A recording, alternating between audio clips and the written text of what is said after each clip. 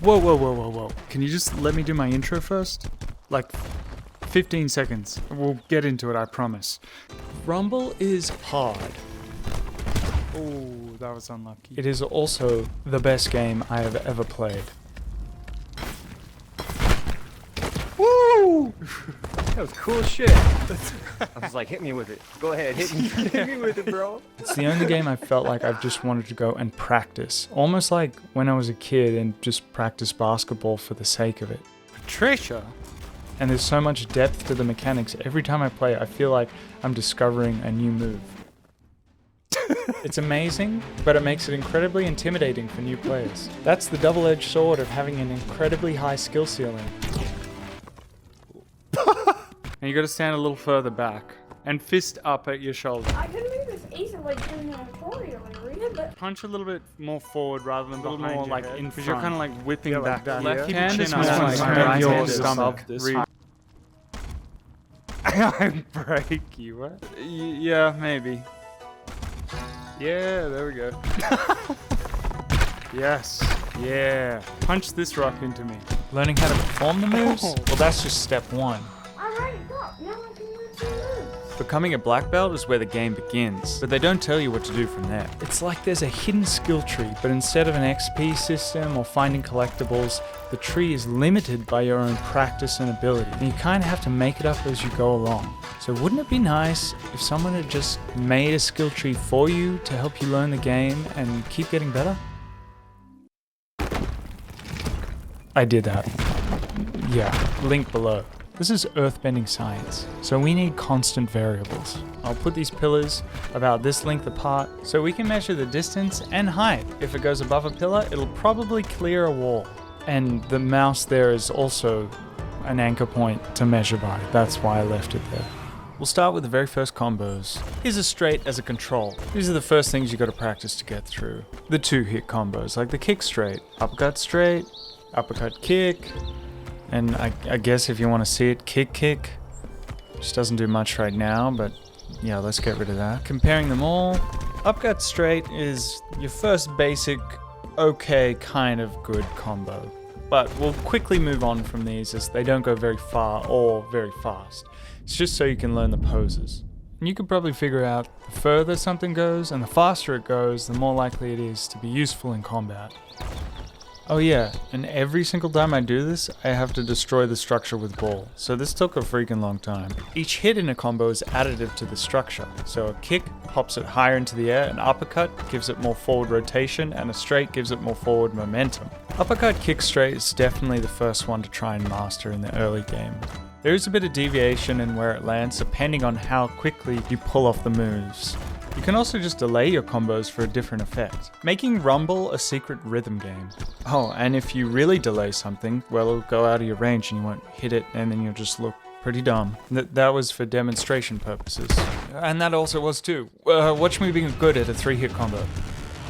Damn, Ulvac took that hit like a champ. See, we both did the combo, but mine went a little bit further because I must have pulled it off faster. This is early game stuff, but before we move on to fusion moves, let's make a deal. If you learn anything, you have to like the video. If I miss anything, you gotta let me know in the comments. But please, whatever you do, don't subscribe. I've got 0 subscribers, I wanna keep it that way. I shouldn't even be making videos, I should be playing Rumble. Anyway, fusion moves. Although they're technically 2 separate hits, you can achieve them in the same motion with strict timing, so they fuse together. The first is the hop, where you do a straight and scoop down into a kick. You don't actually need to punch in this game to straight, you just need to hit the poses. So you draw your hand through both the straight and the kick pose to do a hop. The next is the struppercut, or straight uppercut. Definitely tricky when you start, but you'll get it. Some people find uppercut tricky because the game sets you up to fail. When you learn straight, you need a high guard hand position. And then when you learn uppercut, they teach you to put it lower, which people forget. But the lower hand position actually works for uppercut and straight. So you should keep that hand locked in at shoulder height and not above it. The straight and uppercut pose are actually super close together, so all you have to do is rotate your hand into the uppercut position. But why, Shoeless? Why do I have to do that when the other versions are easier? Well, order of operations matters. It's obvious that a straight kick is much better than a kick straight. It goes further, faster, because of how you're applying the modifiers together. It's the exact same thing with uppercut straight versus straight uppercut. Something really interesting is that a hop and a struppercut land at the exact same spot. I don't know if that actually means anything.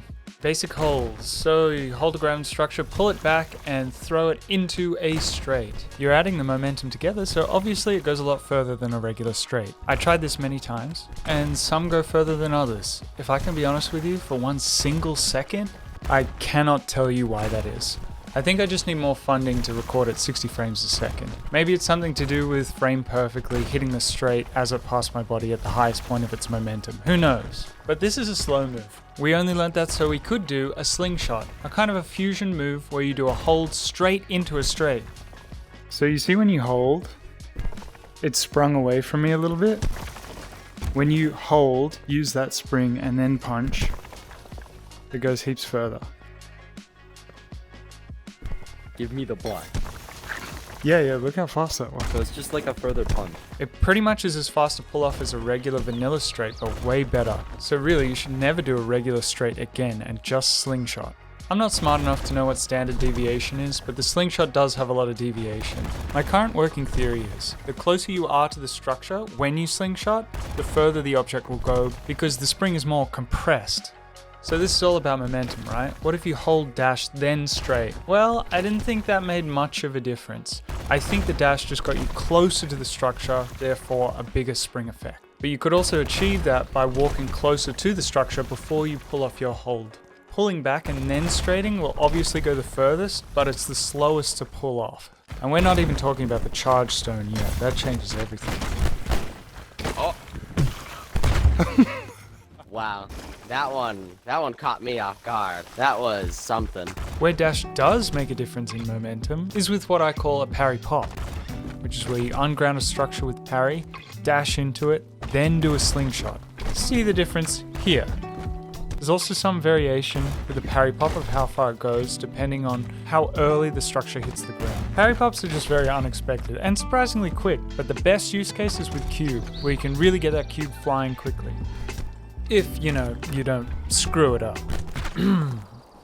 You're probably thinking, hey Shoeless, are you going to show us those moves on cubes and pillars and whatnot? Well, the best part of Rumble that I love is the discovery process. So for the joy of discovery, I'll leave that up to you. We did a parry pop, but what about actual throws? Well, if you just throw, or lob as I call it, without a straight, that's about how far your structure will go. That was a bad throw. Do you know you can throw into a straight? Like that? Yeah, and so when you go Wait, like hold on. this, probably hit yourself in the back of the head. But you'll get the Oh feel my. for like where it is around your body. It's better to hold to your side. Throw it into a punch. Oh, nice. Oh, that's useful.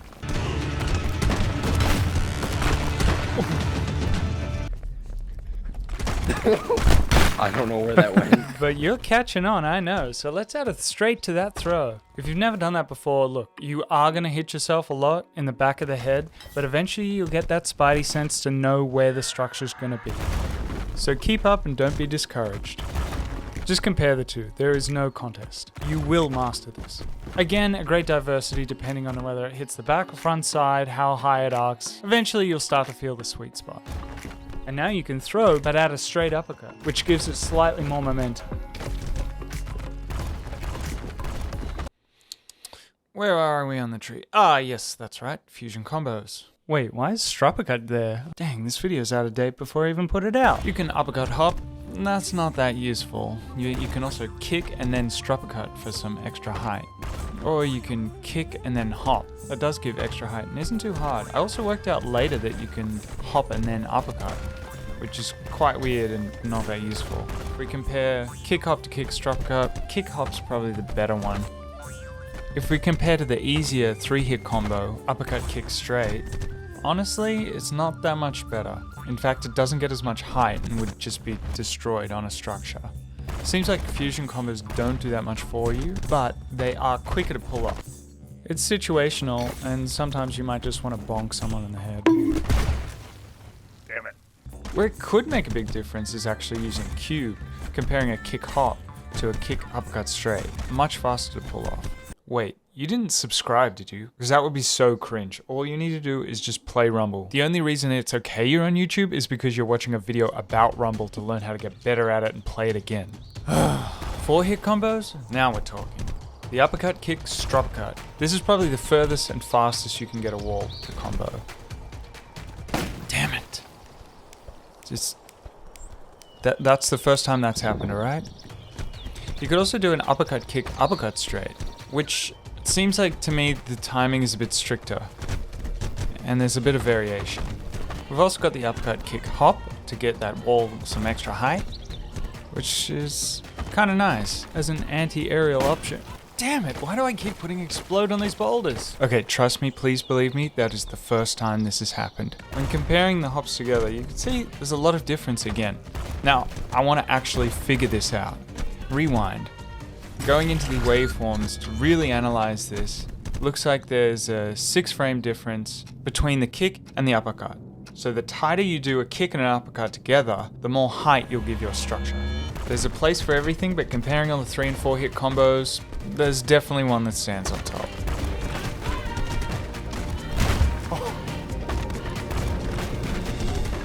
Ulvac took those hits like a champ. Definitely check out his Twitch stream for the best camera setup in Rumble. Now, let's get into what is probably the best moves in the game and the current meta. It's combining all the things we've learned before to highly effective moves. By holding or slingshotting, then performing a hop, you can send a wall flying really quickly. You can add a dash in, I don't know if that helps like I was talking about before, but it could help to get the optimal hold distance. Going one up from that, you got the hold strop cut. This thing will go flying. Honestly, if you get the perfect slingshot position, being as close as you can, it's as good as winding your arm back and then doing it. Now let's go back to the very beginning and see why we've done this progression. From the kick straight to the hop, to the slingshot hop, or we can look at the uppercut progression. From the uppercut straight to the strop cut to the slingshot variant. I mean, it speaks for itself. But let's see it in some actual gameplay sequences.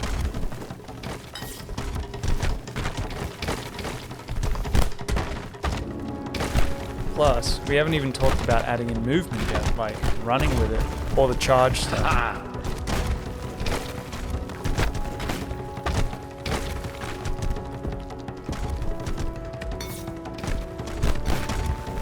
Ooh, classic hop hop. And there's a hold strop cut.